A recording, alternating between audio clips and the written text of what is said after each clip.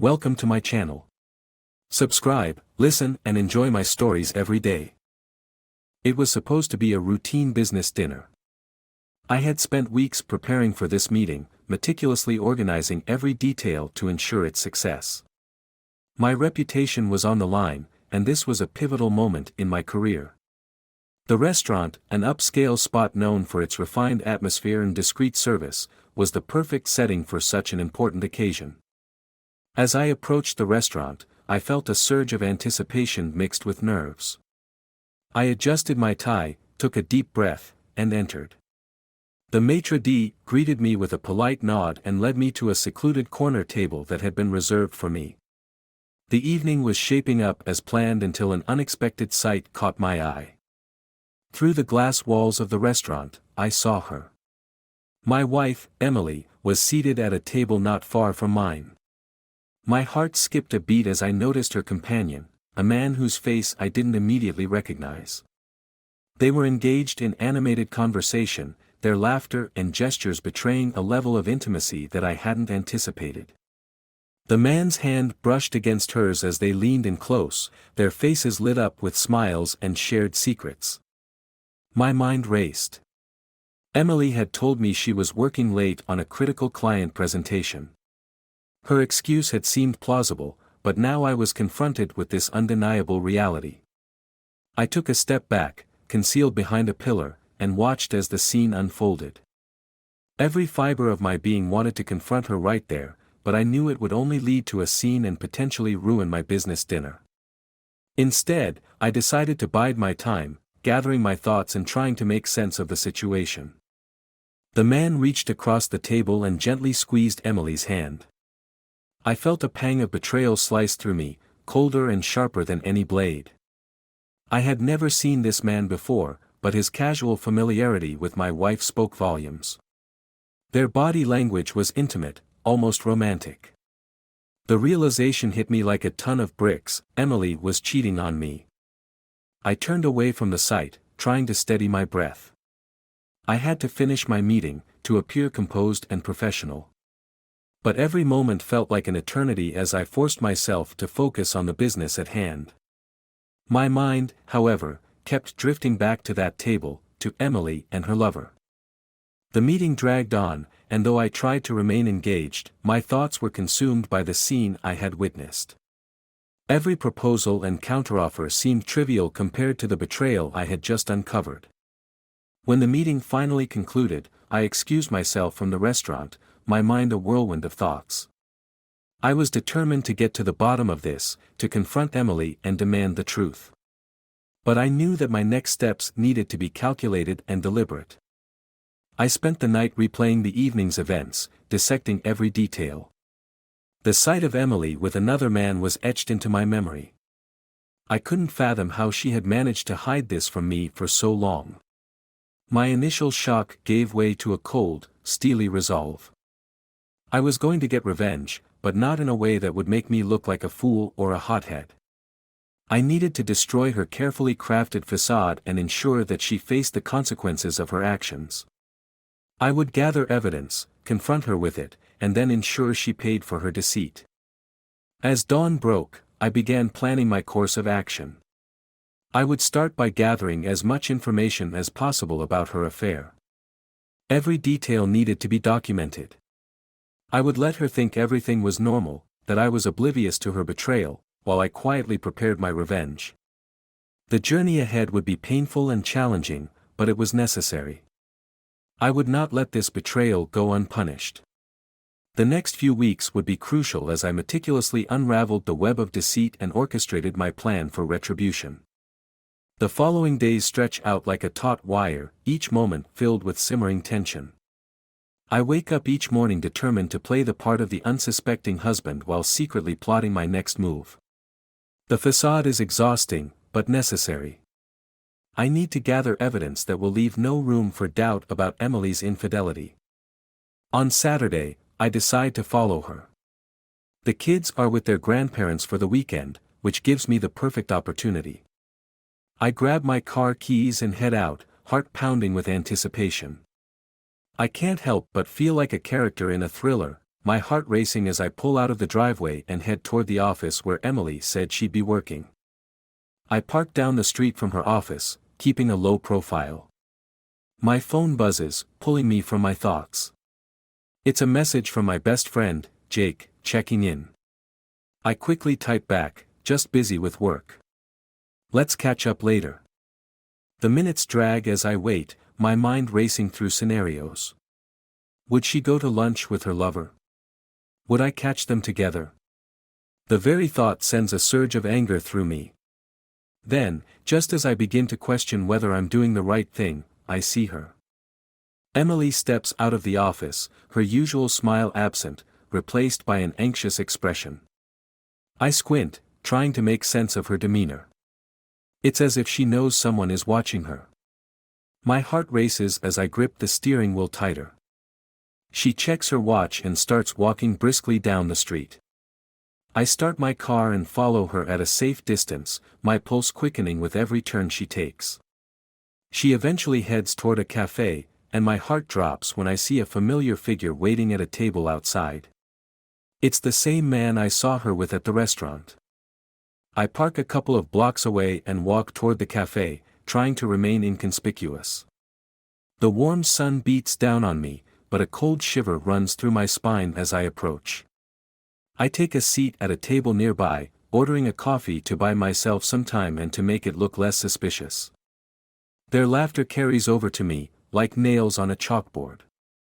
I pull out my phone, pretending to scroll through social media, but my attention is fully on them. They lean in close, sharing whispered jokes that only they can hear. Each shared glance sends daggers through my heart. Can you believe he actually thought I was working late? Emily laughs, tossing her hair over her shoulder. The man grins, his eyes gleaming with the thrill of their secret. Totally worth it, though. We'll have to make this a regular thing, he replies, and my blood boils. Regular? The thought makes my hands shake with rage. I discreetly snap a few pictures of them together with my phone, documenting every laugh and smile exchanged.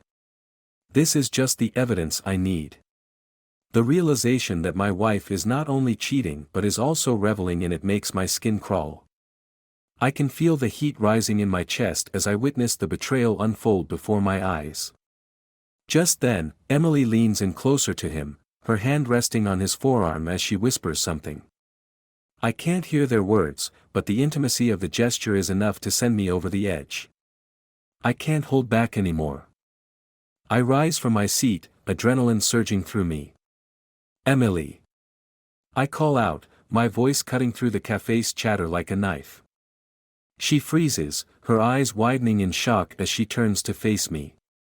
What are you doing here? She stammers, the color draining from her face. Surprise. I thought I'd drop by and see how your work was going, I say, my tone dripping with sarcasm as I step closer. The man sits back, eyes darting between us, clearly unsure of how to react. Emily's expression shifts from shock to a mix of panic and guilt. This isn't what it looks like, she stutters, trying to regain her composure. But I can see the cracks forming in her carefully constructed facade. Oh really? Because it looks like you're having a lovely time with your new friend, I reply, gesturing toward him. The cafe feels too small in that moment, and the eyes of other patrons seem to be glued to our confrontation. Let's talk about this somewhere else, Emily insists, her voice low but urgent. No, we're talking here. Everyone should see what a pathetic liar you are, I spit, the words laced with bitterness. The man stands up, finally realizing the gravity of the situation. Maybe this isn't the best place for this, he says, backing away slowly. Stay out of this, I snap, glaring at him. My focus remains on Emily, who looks increasingly flustered. How long has this been going on? She opens her mouth, then closes it, searching for the right words. I didn't mean for it to happen, I swear. But I cut her off. Save it. I have everything I need. Just know that you're going to pay for this. With that, I turn on my heel and storm out of the cafe, leaving behind the woman I once loved and the reality of our shattered marriage. As I drive home, I can feel the adrenaline still pulsing through my veins, the weight of the situation settling in. This is just the beginning. I will make sure Emily understands the consequences of her betrayal, and I'll do it with the precision of a chess player, each move calculated and deliberate. The drive home is a blur of anger and confusion. My mind races as I replay the scene in the cafe over and over. Emily's face, the way she stumbled for words, it all fuels the fire within me. I slam the front door behind me, the sound echoing through the empty house, a stark reminder of the life we once shared. The silence is deafening, and I feel the weight of betrayal hanging heavy in the air. I grab my phone and pull up the photos I took at the cafe. Each image serves as a dagger to my heart, reinforcing the reality I can no longer ignore. I pace the living room, my thoughts swirling. My heart races as I contemplate my next move. I need to confront her again, to make sure she knows this isn't over. Just then, my phone buzzes. It's a text from Emily. Emily, can we please talk? The anger surges through me once more. Talk. What is there to talk about? I type back quickly. Me, talk. You mean about how you're cheating on me? I hit send, my fingers trembling with rage. Almost immediately, her reply comes through. Emily, I'm sorry. I was stupid. Can we meet? I hesitate, torn between the urge to lash out and the necessity of seeing her again. I know I need to get more information, to see how deep this betrayal runs. I type back, my heart pounding. Me, fine. 8 p.m. at the park by the old fountain. The sun begins to set, casting long shadows across the room as I prepare myself for the confrontation. I can't shake the feeling that this is a turning point, a moment that will define everything moving forward. As the clock ticks closer to 8 p.m., I gather my thoughts. I need to keep my emotions in check. This meeting is not just about getting answers, it's about control and setting the stage for what's to come. I arrive at the park early, my heart pounding with anticipation. The fountain gurgles softly in the background, a stark contrast to the storm brewing inside me. I lean against a tree, watching as families and couples enjoy the evening. But my focus remains solely on the woman who shattered my world. When Emily arrives, she looks apprehensive, her shoulders tense as she approaches. Hey, she says softly, her voice barely above a whisper. Hey, I reply, trying to keep my tone neutral. What do you want to say? I didn't want it to happen like this, she stammers, glancing down at her feet. Can we sit? Sure, let's sit, I say, my voice laced with sarcasm as I motion to a nearby bench. We settle in, the tension between us palpable. I made a mistake, she begins, but I cut her off. A mistake? Is that what you call sleeping with my son's friend? I can feel the anger bubbling beneath the surface, but I hold it in check. Emily's face flushes as she looks up at me, her eyes wide with shock. I was lonely, and he was there. It just happened. Lonely? I scoff. You think that's an excuse? We built a life together, Emily. We have kids.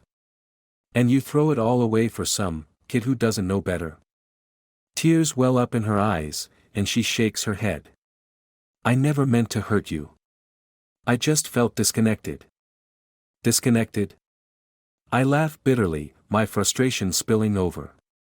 And this was your solution? You thought cheating would make things better? I know it was wrong. I was confused, and I thought I could find something I was missing, she pleads, her voice cracking. I lean closer, my voice low and threatening. You know what I want, Emily. I want you to understand the pain you've caused. This isn't just some minor issue we can work through. You've destroyed my trust, and now you need to face the consequences. What do you mean? She asks, her voice trembling. I've got proof of your betrayal, I say, pulling out my phone and showing her the pictures. These won't be easy to explain away. I'll make sure everyone knows about this. Your friends, our family, everyone. Emily gasps, her hands flying to her mouth. You wouldn't dare. Oh, I absolutely would, I say, feeling a sense of satisfaction wash over me. You've made your bed, and now you'll have to lie in it. She looks devastated, tears streaming down her cheeks. Please, don't do this. I'll do anything to fix this. I shake my head. You had your chance to fix things, and you chose him. Now, you'll face the consequences. You want to salvage your life? You'll have to figure that out without me. With that, I rise from the bench, leaving her to process the gravity of what's just been said. I can feel her eyes on me, a mixture of disbelief and regret. As I walk away, I can't help but feel a sense of triumph mixed with heartache. I've set my plan in motion, and now it's only a matter of time before the truth comes crashing down around her. I'll make sure everyone knows the real Emily, the woman who betrayed not only her husband but the family they built together. This isn't just about revenge, it's about reclaiming my life. The next steps are crucial, and I'm ready to ensure she understands the depth of her betrayal.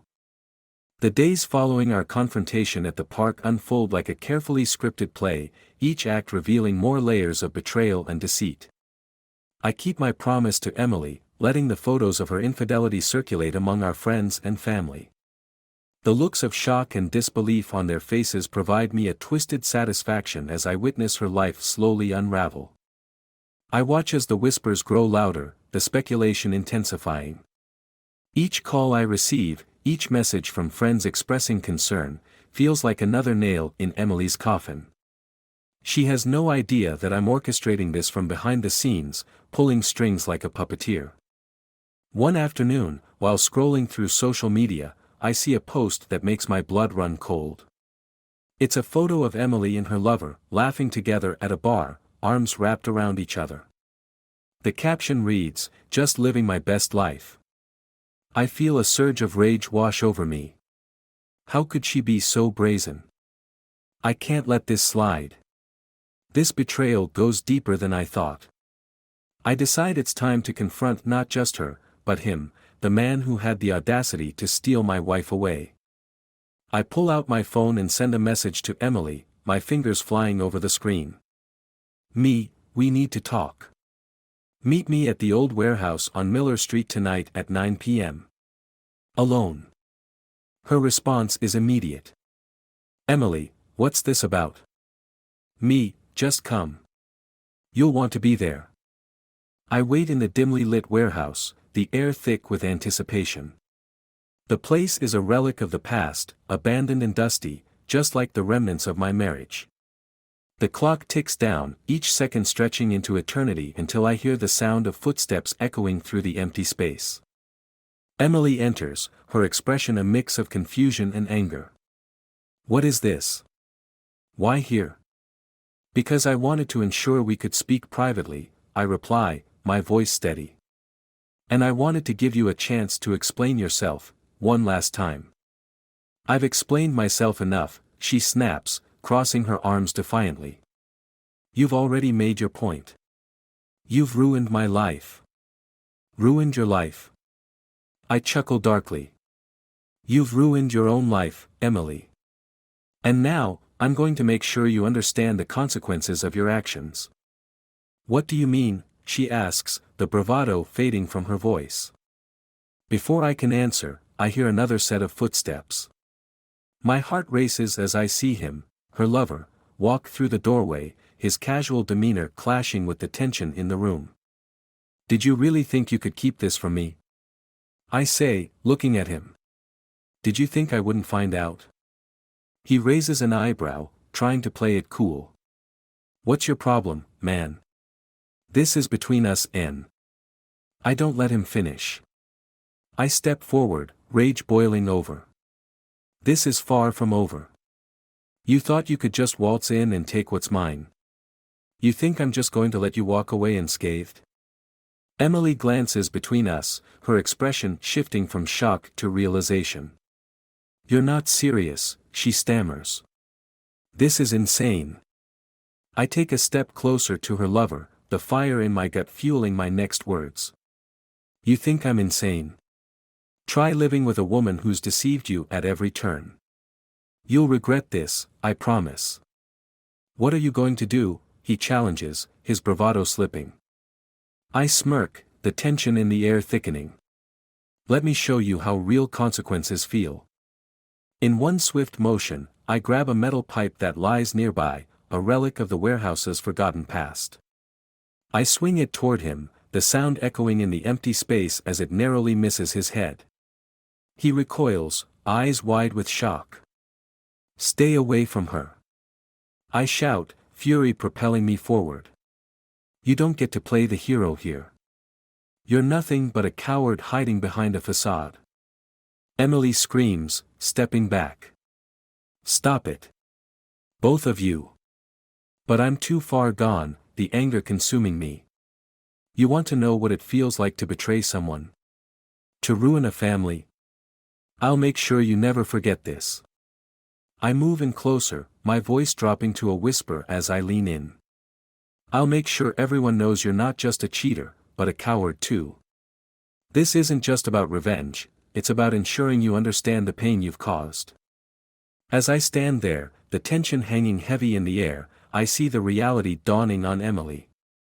She's lost control, the power dynamics shifting in ways she never anticipated.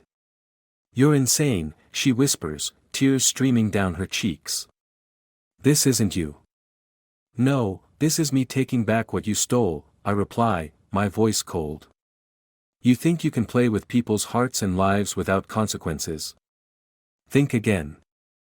Suddenly, the door bursts open, and a couple of police officers walk in, alerted by the commotion. "What's going on here?" one of them demands, surveying the scene. I freeze, adrenaline surging as I realize how precarious my situation has become. Emily takes a step back, her expression shifting from anger to fear as she sees the officers. "Help! He's threatening us." The officers move in quickly, pulling me away from her. "Sir, step back," one says firmly.